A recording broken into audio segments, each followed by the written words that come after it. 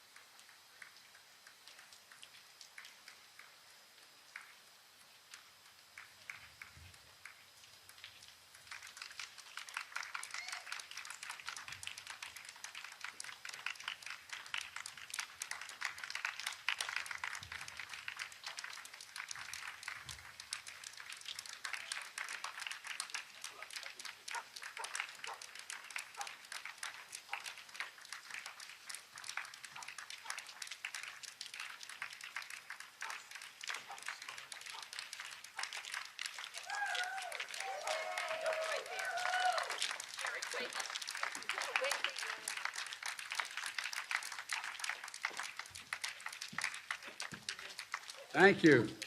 Magnificent state. Beautiful. Good. Billy Sheen, too. I can see that.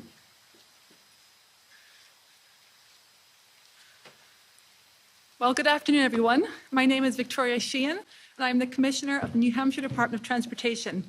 And it's my pleasure to welcome you to the town of Woodstock, and thank you all for being here. Yesterday, President Biden signed into law the $1.2 trillion Bipartisan Infrastructure Investment and Jobs Act. And now today, the President is here in New Hampshire to discuss how the passage of the bill will impact the Granite State.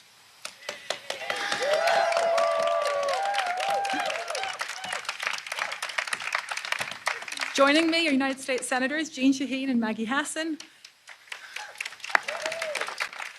as well as Representatives Annie Kuster and Chris Pappas. This landmark piece of legislation represents a substantial investment in infrastructure, increases the investment in transportation significantly. The bill provides a 24% increase in funding for each of the core federal highway programs. In addition, over the 5-year period, New Hampshire will receive another $225 million, specifically for bridge infrastructure, dollars which are much needed to address declining condition. The bill also creates a new electric vehicle charging infrastructure program, and it's expected that New Hampshire will receive approximately $17 million for this use. For New Hampshire airports, we anticipate an additional $45.6 million, and for public transportation, New Hampshire will receive approximately $130 million, which is about a 30% increase from prior funding levels. So with the bill now signed into law, my team will work with the New Hampshire Executive Council, Governor Chris Sununu, and the legislature to make sure we put these dollars to good use. The investment is sizable and much needed, and we at the New Hampshire Department of Transportation are eager to get to work, advancing projects such as the rehabilitation of the bridge we're standing on today. And so it's my distinct honor and privilege to introduce the President of the United States. So please join me in welcoming President Joe Biden to New Hampshire and to Woodstock. Thank you. Thank you, thank you, thank you.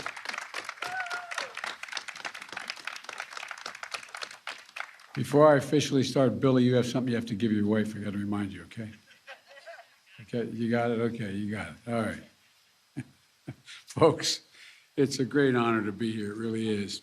Commissioner, thank you for that introduction. And it's great to be with members of Congress here. Maggie Hassan, Senator Jeanne Shaheen, Representative Annie Kuster, as well as Chris Pappas. And let me tell you, the infrastructure law signed yesterday, and this is not hyperbole, would not have been possible without this delegation. That's a fact. No, Maggie, you did one hell of a job. Because, folks, you should know that Maggie was a key player in every aspect of this law. She led by getting bipartisan support. She made the case for making sure the law delivers high-speed internet everywhere in New Hampshire, which, as you know, from the pandemic is badly needed. And, you know, protect New Hampshire coastline from rising sea levels and extreme storms. And she was always making sure New Hampshire roads and bridges like the one we're standing on today are safe, and this one is not. And so thank you, Maggie. You know, and Jean, you know, I won't surprise anyone here that you were the key member of this bipartisan group of senators that negotiated the infrastructure deal. Your calm, common sense, as usual, always leads the way, and I mean that sincerely. The fact is that you need that being married to Billy. You know, be calm, common sense, and I shouldn't be so familiar, but anyway, Billy's a friend. But making sure New Hampshire water is safe to drink, upgrading pipes that are 100 years old and helping eliminate PFAS chemicals from the waterways. You know, you always made the case that developing a workforce and jobs that were going to create is an issue that many small businesses here in New Hampshire focus on. And I might add, parenthetically, you know, one of the things that's going to happen, we have another bill that's coming along here that has money for education in it. And it has money for education to provide for money that's directly for community colleges and for apprentice programs and Pell Grants to allow people, the colleges, to train for what is needed in the workforce, including major apprentice programs so you can hire New Hampshire folks to do this work.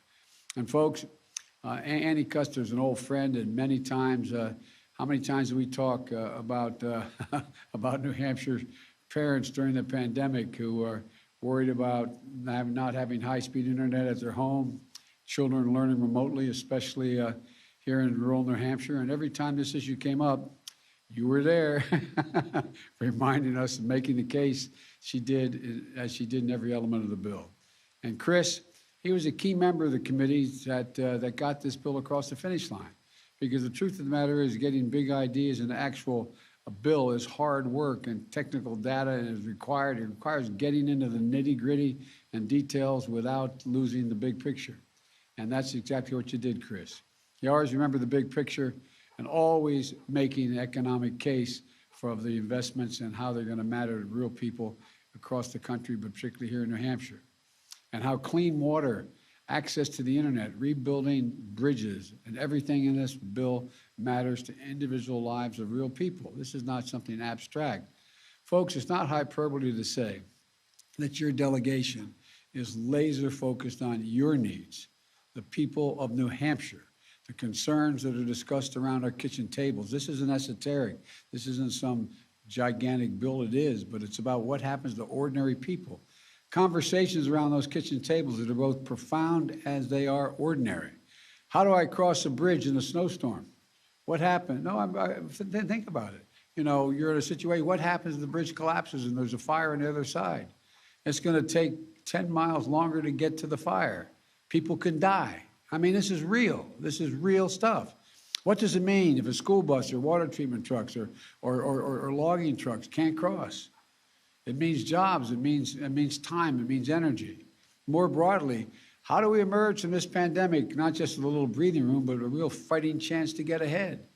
There are the things that take place at the kitchen tables where I grew up, and where all of you are, where everybody's living.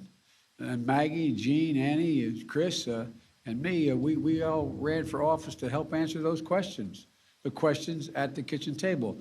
I used to get kidded because I spent so much time commuting every day between Wilmington, Delaware, after my wife and daughter were killed, to back to Washington every single day, 260 miles a day.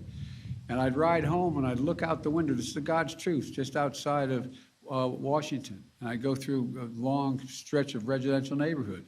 And I could see the lights on in the kitchens and in the dining rooms. And I wonder, what is it what are they talking about? What are they thinking about? Because that's why I ran. That's why these folks ran. It's about they're taking care of their legitimate needs and to make sure democracy delivers for everybody. You know, we promised that we couldn't just build back what we had before. We had to build back better, and that's an environmental requirement. Now, a highway gets washed out, you can't build it back to what it was before, which used to be the measure. You got to build a couple feet higher, because even if we gain control of the climate. It's not going to go back to what it was before. It's not going to be that way. And despite the cynics, Democrats and Republicans, we can work together. We can deliver real results. We can deliver real people results that are going to affect their lives. And that we're taking a monumental step forward in building back better for this nation. My message to the people of New Hampshire is simple. It's this. Because of this delegation, New Hampshire and America are moving again. Your life is going to change for the better, and that's literal. For example, the Pemmy Bridge here, I just walked across, opened in 1939, 82 years ago. This may not seem like a big bridge, but it saves lives and solves problems. Let me tell you why. Businesses depend on it, like the local propane company or the sand and gravel company or the logging trucks or the public services depend on it, school buses, wastewater trucks, cross it every day. It's essential to Woodstock Fire Station, about a quarter of a mile away. Without this bridge, as I said earlier, it's a 10-mile detour just to get to the other side. And I know, having had a house burned down with my wife in it, she got out safely, God willing, but having a significant portion of it burned, I can tell 10 minutes makes a hell of a difference. It makes a big difference. Folks, every mile counts. Every minute counts in an emergency. And folks, this is a bridge that has been structurally deficient for years. I'm preaching to the choir, I know. But the fact is, it used to be able to carry 40-ton trucks. Now the bridge is down to 20-ton restrictions. In a couple of weeks, it's going to be closed to put steel plates down over the weekend and for sections of this deck. That steel plate is basically like putting a Band-Aid on a major wound. This is going to make it bumpy for drivers, difficult for snow plows, and it's still dangerous for bikers. And when that's done, the bridge may need even more weight restrictions. The state has already spent $250,000 on Band-Aid repairs on this bridge alone. And right now, there are 215 bridges in your state, 215 bridges deemed structurally unsafe in New Hampshire alone. Many of them are less trafficked bridges. They're often overlooked when decisions are being made about where and how to invest and rebuild. But these bridges are essential in small towns, rural areas, farmers, and small businesses like in my state of Delaware. Not only you have about 700 miles of highway in New Hampshire that is listed in poor condition.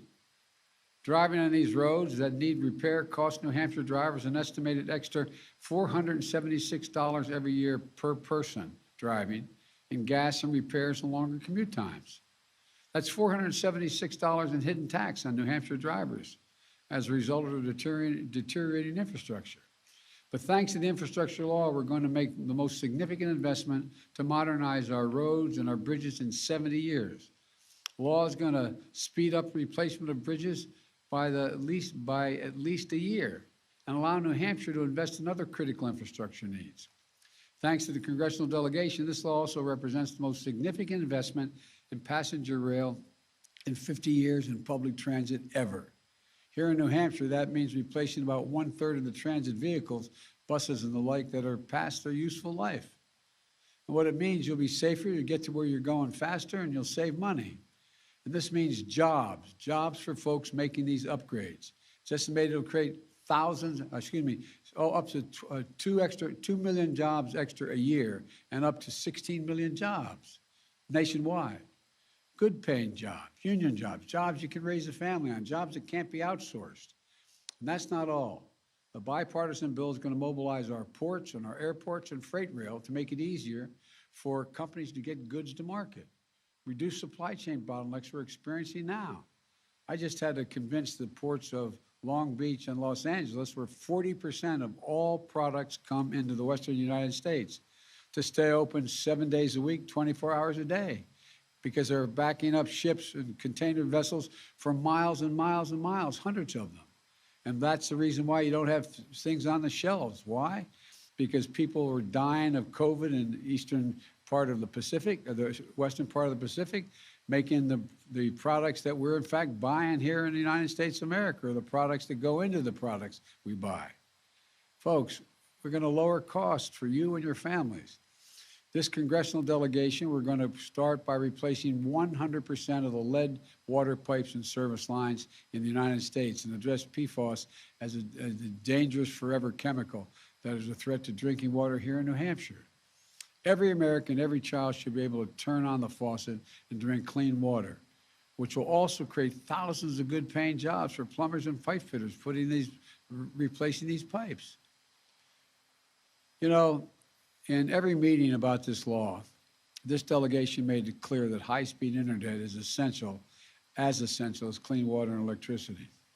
I don't know how many times you all told me that, but I think I already knew it, but you didn't let me forget it.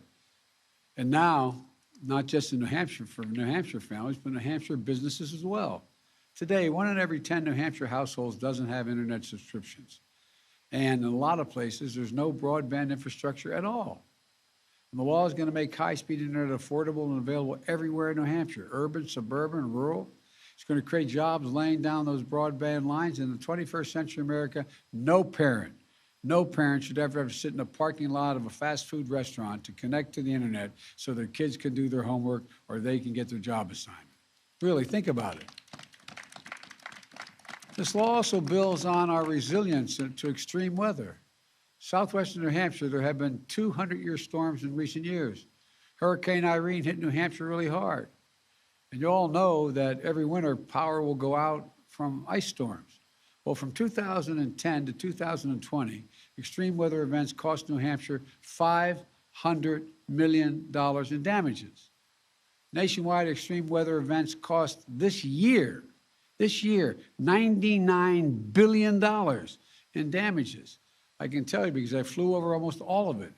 You know, more fires in the West burned to the ground homes, businesses, and forests than the entire state of New Jersey, from Cape May to New York City. This is the United States of America, for God's sake. And why is it happening? Well, the severe storms and they're knocking down all the wires. Anyway, there's a lot going on. This law builds back our bridges, our water systems, our power lines, our grids, and for better and stronger resilience. So fewer Americans are going to be flooded out of their homes, lose power for days and weeks after storms hit. Look, there's much more to this law, but most of all, this law does something else that's truly historic. Maggie, Jean, Annie, Chris, we understand that it is time to rebuild the backbone of this nation. It's the reason why I ran. I left politics. I had no intention of running again until I really got upset when I saw those folks coming out of that field down in Virginia carrying swastikas and torches and white supremacists. But you know what else really angered me? Take a look at what's happened over the last 20 years. The backbone of this nation has been hollowed out. Hard-working, middle-class folks. If I hear one more person tell me how Wall Street built America, I think I'm going to, anyway. But seriously, the middle class built this country, and they've been left out. Trickle-down economics does not work. To rebuild the economy from the bottom up and the middle out is what I wanted to do. Of the listed billionaires in America, you know how much money they made in the last 4 years?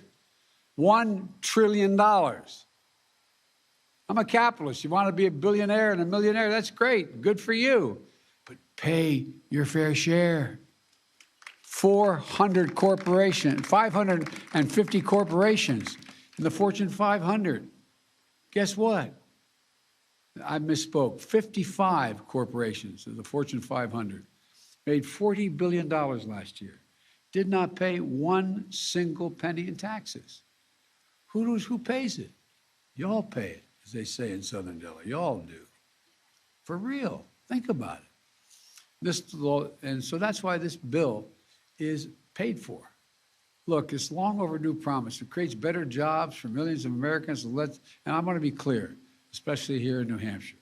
No one earning in America less than $400,000 will pay a single solitary extra penny in federal taxes. I wouldn't even let the Bipartisan Commission include gas tax in this bill, because that would mean working folks would be paying more money. Look, this law is a blue-collar blueprint to rebuild America. It leaves nobody behind. Now our focus moves on to implementing this infrastructure law, and it was some speed and discipline. I asked the former mayor of New Orleans and former lieutenant governor of Louisiana, Mitch Lander, where are you, Mitch? Right there. By the way, Mitch loves the cold and snow. But Mitch is going to do what I had responsibility to do with the Recovery Act. I was asked by the president to make sure the $900 billion that was being spent was in fact used well. Well, guess what? We spent all that money. We rebuilt a whole awful lot of things, and less than 0.1% waste or fraud. That's going to be Mitch's job, making sure that everything gets out and it goes where it's supposed to go. Look, we're at an inflection point in American history. This law meets that point. For most of the 20th century, we led the world by a significant margin because we invested in ourselves. But somewhere along the way, we stopped investing in ourselves. We've risked losing our edge as a nation, and China and the rest of the world are catching up, in some cases passing us. Our infrastructure used to be rated the best in the world. Now, this is not a joke. The best in the world. And according to the World Economic Forum, we now rank 13th in the world in terms of infrastructure. Well, we're about to turn things around in a big way. For example, because of this law, next year will be the first year in 20 years that American infrastructure investment will grow faster than China's, for example. And we'll once again have the best roads, bridges, ports, and airports. And we'll be building again, and we'll be moving again. Folks, when you see these projects start in your hometowns, I want you to feel what I feel, pride. Pride in what we can do together as the United States of America. And as some, you know, I think the same goes, I don't want to get into it in detail because you're going to be freezing, but my plan to build back better for our people, getting folks back to work and reducing the cost of things like child care, elder care, housing, health care, prescription drugs. 14 Nobel laureates in economics said it'll actually bring down the cost. It will reduce the deficit, and it will totally paid for, and it's going to reduce inflation. And to meet the moment of climate change as well. The leadership of this delegation, I'm confident that the House is going to pass this bill. And when it passes, it'll go to the Senate. I think we'll get it passed within a week. And it's fully paid for. It'll reduce the deficit over the long term, as I said. And again, no one making less than $400,000 will pay a single penny more in federal taxes. Let me close with this. Throughout our history, we've emerged from crisis by investing in ourselves. During the Civil War, we built the Transcontinental Railroad, uniting and connecting the East and West Coast, uniting America. During the Cold War, we built the interstate highway system, transforming how Americans live and where they're able to live. And now, as we work to put the COVID-19 pandemic behind us, we will build an economy of the 21st century. It matters. Last night, I had an important virtual meeting for 3.5 hours with the president of China, Xi Jinping. Years ago, when I was vice president, he asked me, when we were near the Tibetan Plateau, he asked me if I met with him more than any other world leader has. And he asked me if I could define America for him. This is a God true story. And I looked at him, I said, yes, I can, in one word, possibilities. Think about it. Of all the nations in the world, we're the only one, the only nation I can think of that has come out of crisis stronger than we went into it. In America, we've always believed anything is possible. Anything is possible. We've got to reestablish that spirit. We've got to reestablish that sense of who we are. There's no limit to what our people can do. There's no limit to what our nation can do. If you think about this thing, it's never been a good bet to bet against America. Every world leader I meet with, and he starts on me, I said, it's never been a good bet. Never. Give Americans half a chance. Ordinary Americans half a chance. They have never, ever, ever, ever let their country down. Not once. Because of Maggie and Jean and Annie and Chris, this new law gives our people a real chance. It gives us a real chance. It gives everybody a chance. And that's why I truly believe that 50 years from now, when historians write about this moment, I think they're going to talk about this was the beginning of the time where America recaptured the competition of the 21st century. We reasserted ourselves. That's exactly what we're going to do, what we can do, what we will do, I promise you. Well, God bless you all, and may God protect our troops. Thank you for your time. Thank you.